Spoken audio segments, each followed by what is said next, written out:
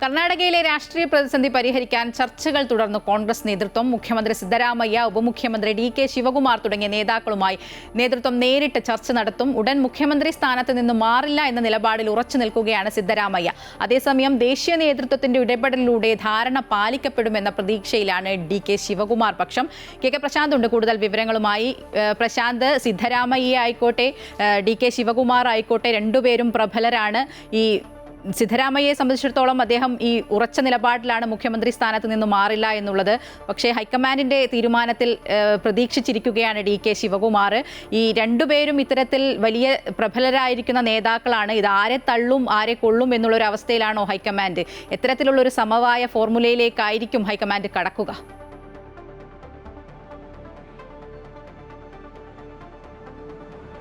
മയ, ഇക്കാര്യത്തിൽ ഹൈക്കമാൻഡ് ഇപ്പോഴും ചർച്ചകൾ തുടരുകയാണ്. പ്രത്യേകിച്ച് എം.എൽ.എമാരുടെ ഒരു വിഭാഗം ഇപ്പോഴും ഈ നിലപാട് ആവർത്തിക്കുന്നുണ്ട്. കാരണം നേരത്തെ തീരുമാനിച്ചത് 2023 തീരുമാനിച്ചിരുന്നത് ഡി.കെ. ശിവകുമാർ, അതായത് 2.5 വർഷം സിദ്ധരാമയ്യയും അതിനുശേഷം ഡി.കെ. ശിവകുമാറും എന്ന് തന്നെയാണ് ധാരണ എന്നുള്ളതാണ് നേതാക്കൾ വ്യക്തമാക്കുന്നത്.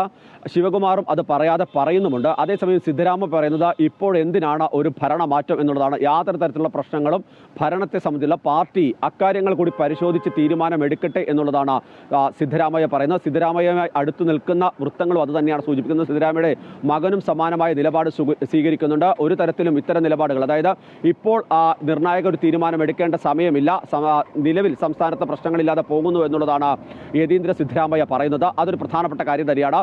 അതേസമയം തന്നെ ഈ രണ്ട് നേതാക്കളെയും ഡൽഹിയിലേക്ക് വിളിപ്പിച്ച് കൂടുതൽ തുടർ ചർച്ചകൾ ഉണ്ടാകുമെന്നാണ് നമുക്ക് മനസ്സിലാക്കാൻ. ഡി.കെ. ശിവകുമാർ ഇപ്പോൾ മുംബൈയിലാണുള്ളത്. അദ്ദേഹം ഇന്നലെ രാത്രി വൈകി മുംബൈയിലെത്തിയിരുന്നു. അദ്ദേഹം തന്നെ പറഞ്ഞത് താൻ മറ്റ് ചർച്ചകൾക്കായി വന്നതല്ല, ഡൽഹിയിലേക്ക് പോകുന്ന കാര്യം തീരുമാനിച്ചിട്ടില്ല, നേതൃത്വം വിളിച്ചാൽ ഡൽഹിയിലേക്ക് പോകും എന്നുള്ളതാണ് അദ്ദേഹം വ്യക്തമാക്കിയത്. ബാക്കി കാര്യങ്ങളൊക്കെ പാർട്ടി തീരുമാനിക്കട്ടെ എന്നുള്ളതാണ്. അതായത് താൻ തിടുക്കപ്പെട്ടൊരു തീരുമാനത്തിലേക്കും പോകുന്നില്ല എന്നുള്ളതാണ്, തനിക്ക് ധൃതിയില്ല എന്നുള്ളതാണ് ഡി.കെ. ശിവകുമാർ ഏറ്റവും ഒടുവിലായി പറഞ്ഞ വാക്ക് എന്നുള്ളത് പ്രധാനപ്പെട്ട കാര്യം. അതായത് ദേശീയ നേതൃത്വം ആലോചിച്ച് തീരുമാനങ്ങൾ സാഹചര്യങ്ങൾ അനുസരിച്ച് തീരുമാനം എടുക്കട്ടെ എന്നുള്ളതാണ്. 3 വർഷമെങ്കിലും, അതായത് 2.5 വർഷം കൂടി, 2.5 എന്നുള്ളത് ഒരു 6 മാസം കൂടി നീട്ടിക്കിട്ടണം എന്നുള്ളതാണ് സിദ്ധരാമയ്യയുടെ ആവശ്യമായി ഇപ്പോൾ അവസാനം ഒടുവിൽ കൃത്യമായി വെച്ചിട്ടുള്ളത്. അങ്ങനെയെങ്കിൽ ഒരുപക്ഷെ അവസാനത്തെ 2 വർഷമോ അവസാനത്തെ 1 വർഷമോ ഡി.കെ. ശിവകുമാറിലേക്ക് മുഖ്യമന്ത്രി പദത്തും. കാരണം ഒരു നേതൃമാറ്റം ഒരുപക്ഷെ അവസാന ഘട്ടത്തിൽ ആവശ്യമായി വരും. ഡി.കെ. ശിവകുമാറെ സംബന്ധിച്ച് വലിയ സ്വാധീനം സംസ്ഥാനത്താകെ തന്നെയുണ്ട്, യുവാക്കളുടെ പിന്തുണയുണ്ട്. ആ ഒരു ഘട്ടത്തിൽ സാമ്പത്തികമായി ഉൾപ്പെടെ, രാഷ്ട്രീയമായി മാത്രമല്ല, നേതൃത്വത്തെ നിലനിർത്തുന്നതൊക്കെ തന്നെ ഡി.കെ. ശിവകുമാർ, അതെല്ലാവർക്കും അറിയാവുന്നതാണ് നേതൃത്വത്തിൽ.